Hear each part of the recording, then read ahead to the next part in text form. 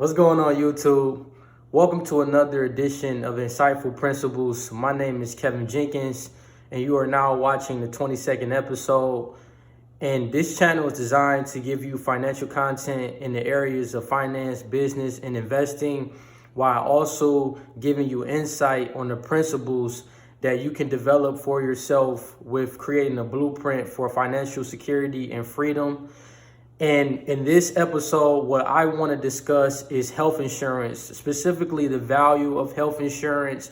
And I want to outline some of the benefits of health insurance and also give you some of the options that are available to you when you are deciding on your health needs. Now, as some of you may know, some of you may not know, I am licensed in my life in health insurance license. And I can definitely be able to educate you all and give you more insight after this YouTube video is over. If you have any questions, feel free to reach out to me, and I'm willing to help in any way that I can. Now, I have done an episode on life insurance. Specifically, that was episode 4. So if you go to the 4th episode on my videos on this page, you will see my life insurance video, and I would definitely check that out if you haven't, just so you can be able to have insight from that side as well. But in this episode, I'm going to specifically just talk health insurance. And I did want to explain the difference between life and health insurance, because there are two main differences between the two. When it comes to life insurance, specifically as a policy owner, the insurance company, they pay out a death benefit to the policy owner's family or to the beneficiaries in case of someone dying prematurely. And the purpose is that the death benefit is enough to cover the loss of any future income, such as the burial costs, anything that deals with the funeral, and also medical expenses as well. Now, when it comes to health insurance, it helps pay for the medical expenses, such as the doctor visits, the hospital stays, medications, tests, and also procedures. Now, this gives people the ability to cover the medical expenses and stay healthy. That's the biggest importance of health insurance, and it provides many benefits. One of the benefits is it protects you and your family from financial losses in the same way that life insurance does. So even if you are healthy, you have to be able to be prepared for the unexpected. And I wanted to give you some statistics out there just so you can be able to be prepared. The average cost of a trip to the emergency room is $700. And the average cost for childbirth is up to $8,800. So that just goes to show you some of the costs associated with health insurance if you don't have any insurance. Now, when it comes to getting health insurance, you have many different plans and options. A lot of times, these coverages are going to break down as an individual or family coverage. And those services provided in that will be for emergency services, hospitalization, and preventive care. Other services that you may see is, maternity, newborn, and pediatric care. Now, when looking at the cost of your health insurance, it really comes down to 4 factors. You have the premium, the deductible, co-payments, and then also your co-insurance. This is what allows you to determine your annual health coverage. Now, your premium is what you or your employer pays monthly to maintain your health coverages. With your deductible, that's the amount that you pay towards your health insurance costs before your health plan begins to pay for your covered services.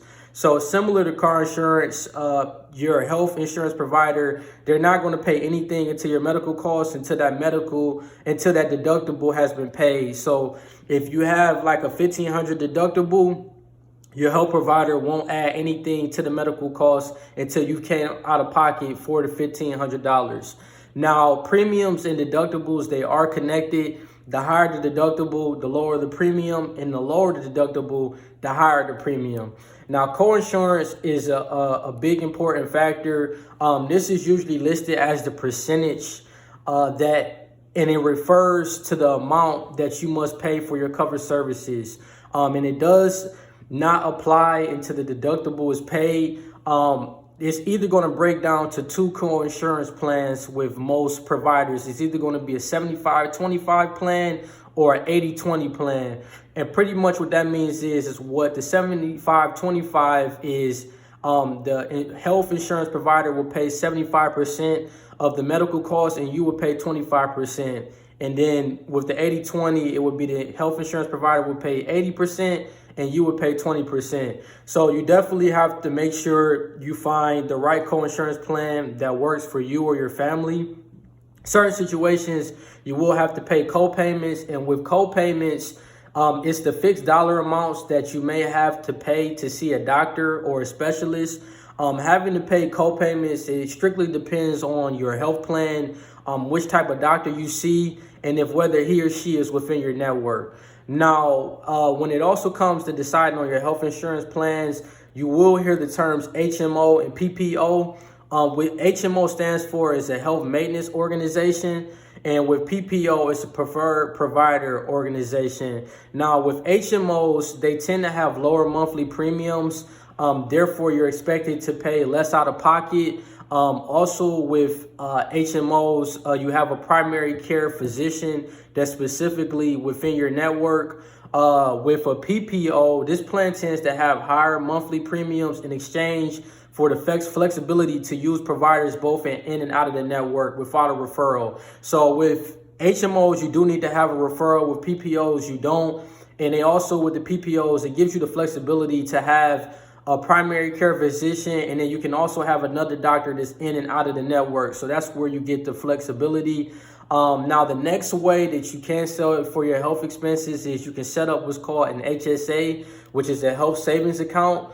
And pretty much what an HSA is, it's a tax advantage account that can be used to pay qualified medical expenses, including dental and vision services as well. And your contributions are made into the account or from your employer, and is limited to a maximum amount each year. And for the year of 2020, for individuals, you can contribute up to $3,550 in the HSA, and with individuals with families, you can contribute up to $7,100. Now, what's great about HSAs is its pre-tax contributions. It's also tax-free growth as well. So any investment that you or your employer makes or interest that is earned is tax-free. You also have tax-free withdrawals as long as you're using the withdrawals to pay for a qualified medical expense. Your HSA is also portable. So if you leave a job, if you change plans, it comes with you. And then also your HSA funds are rolled over annually each year. So whatever you don't use is rolled over into the following year. Now, the last topic that I did want to discuss is disability income insurance. This one is very valuable just for the standpoint of when I first was learning about disability income insurance, I didn't realize the statistics behind how many adults actually have a disability before they turn 67 years old.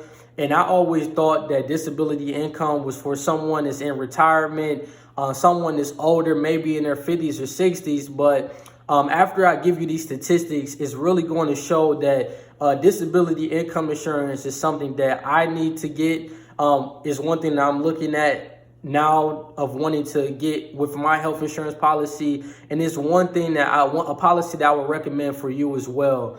So according to the Centers for Disease Control and the Prevention website, 1 in 4 adults live with a disability, which is 61 million Americans. They will have a disability that impacts major activities. I also found out on the Social Security Administration website that 1 in 4 adults will become disabled for 90 days or more before they turn 67 years old. Now, cognitive disability is most common in younger adults, and mobility disability is common for people that are much older. And cognitive is having trouble with your memory. You're having difficulty of being able to just use your logic, and when it comes to mobility, that's just simply not being able to move and not being able to walk, run, not being able to get up and down the stairs. So those are just some examples of cognitive and mobility disabilities. And the reason why disability insurance is great is because it's designed to give you financial protection if you're unable to work due to a disability. You will have to pay a premium similar to life insurance.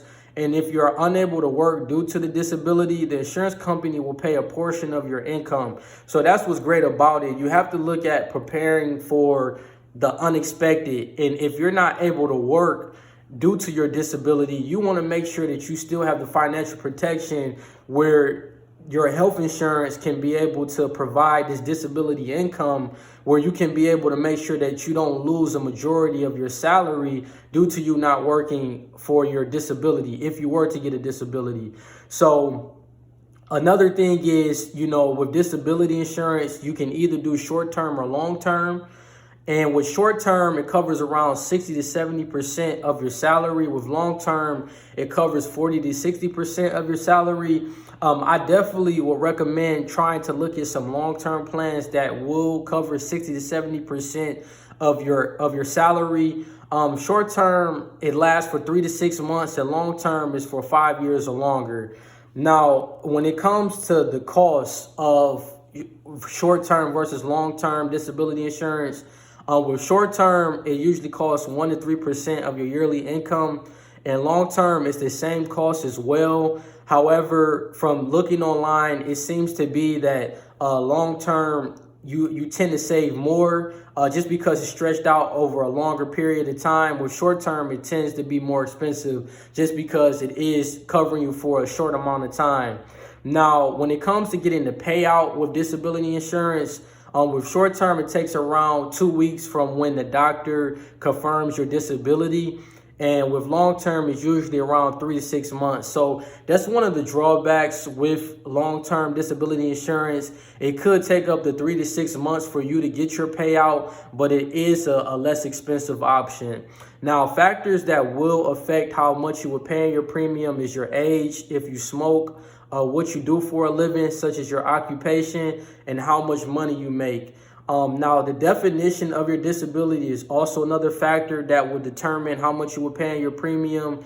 So, for example, if you're comparing a construction worker compared to a marketing manager that works within an office, the construction worker is going to have a higher premium just because their line of work could cause them to be able to have more of a disability more than a marketing manager, because a construction worker, they're dealing with different machinery, tools, they're going up and down ladders, they may be working on buildings. So definitely pay attention to the definition of the disability and your line of occupation. It definitely dictates how much you will pay with your premium. So disability income insurance is definitely one thing I would look at for all young adults out there, including myself. I definitely recommend looking at disability income insurance, and definitely reach out if you have any questions. And I hope this episode was informative for you all. Hopefully you all got some insight on how you can be able to set up your health insurance plans, and being aware of the costs and the plans that are available to you. It's definitely important to know when deciding on a coverage. And I also wanted to mention that, some of you may say, well, I have health and life insurance through my employer. And I want you to keep in mind that, it's always good to also have your own private plans on your own, having your own plans outside of work, because companies can lay off workers at any time. I'm sure COVID has showed all of us that no job is secured. And you can also, when you leave a job, your plans, your health insurance plans may not transfer over. So you want to make sure that, you're prepared financially, and that your financial well-being is covered, and that is safe, and that you don't have to worry about your money being played with when it comes to just your health and your life insurance needs. So, I think it's smart to have it both ways, and it just protects you under any circumstances if anything happens. So I hope this episode was helpful for you all. If you can please like, subscribe and share this video with your family and friends. I would greatly appreciate it. Also, if you all can support my Patreon page, I'll put it in the show notes, but it's within my link tree. It's the first link on my link tree, and pretty much that allows my viewers and my supporters to be able to actually support this brand that I'm working on with Insightful Principles. And I'm also have created exclusive content specifically for my supporters. So you have early access to all of my YouTube and my podcast episodes. You also are going to get some one-on-one financial planning Zoom calls with me. And I also have created content for, just various topics regarding budgeting, saving, eliminating bad debt, focusing on developing your net worth, increasing your net worth, building a business structure. So definitely lock in with me with my Patreon and support the page if you feel that it's valuable for you. And as always, definitely reach out if you have any questions. And I thank you so much for watching this video, and take